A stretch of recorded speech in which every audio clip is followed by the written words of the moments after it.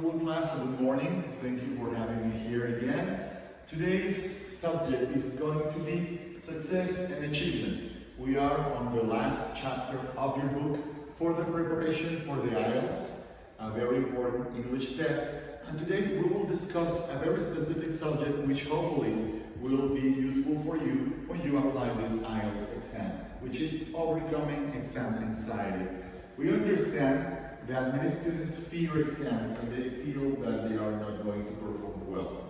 Right now, the idea is to get you ready for that very important test, which has been the reason for your English courses for the last 2 years. So today, we are going to follow a reading from the book, and we are going to listen to you, and then we will practice some of the reading and writing, which is one of the main goals of this class. Remember, class, that I'm also focusing on getting my work done for my TESOL documentation, my course I'm taking with ASU. TESOL is teaching English to students of other languages. So today's subject is going to be about how to overcome exam anxiety. And for the first part, let me go to the next slide.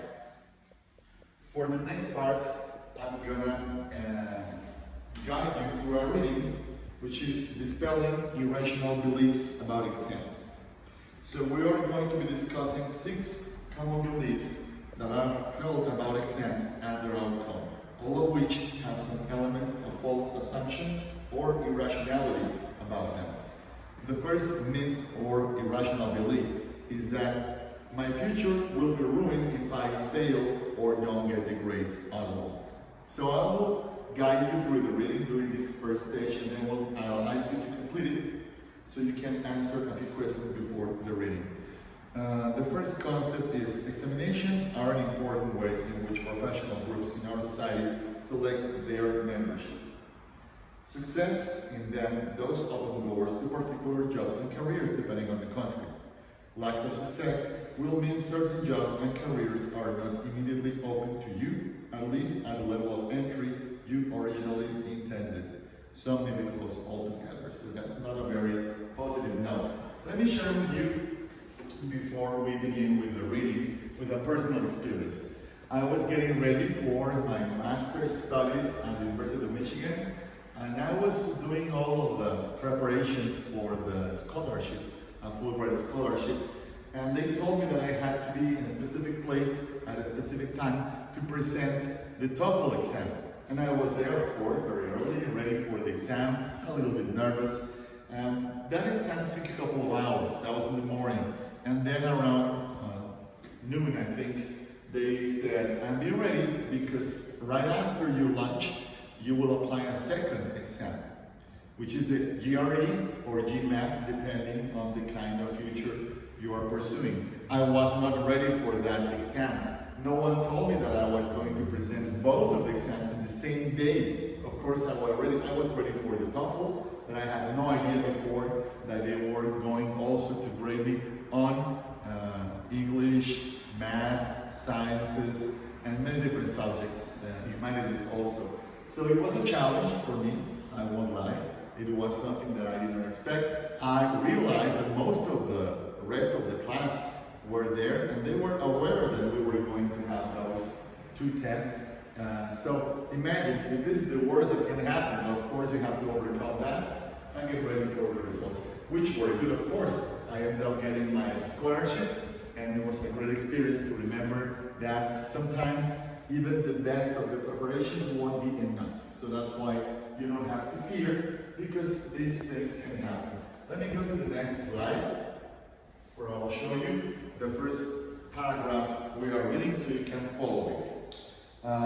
In the next paragraph, they discuss, however, happiness, wealth, peace of mind, a rich experience of life, meaningful status in the eyes of others, a worthwhile career, a useful job, and a sense of purpose and self-belief as a human being do not depend upon examination results. Please now take some time, class, so you can read the rest of this page we are reading, dispelling irrational beliefs about exams, and then it will take some minutes to answer some questions about the reading that you just had. Okay? Thank you so much. Okay, class, thank you for taking your time to read that section of the book, which was page 139. Now we will ask a couple of questions about what you just read. For this part, I will ask you to write on your book the right answers, but also I will ask you to join me in answering these questions before we go to the practice session. So you have to write yes if the statement reflects the views of the writer, no if the statement contradicts the views of the writer, or not given if it is impossible to know what the writer thinks about this. Okay, the first question. If you fail an exam, it may be impossible to get the job that you want. Yes, no, or not given? No? No. Okay, no. So in the end, the author is telling us that it's not, everything is not depending on the exam. The second question, many people who have not passed exams have had satisfying careers. Yes, I remember telling you that a moment ago. So the author presents a scenario where exams are not the most important part of life, and they will not necessarily be the only way to get a satisfying career. The third question, practice is not as important as luck. No?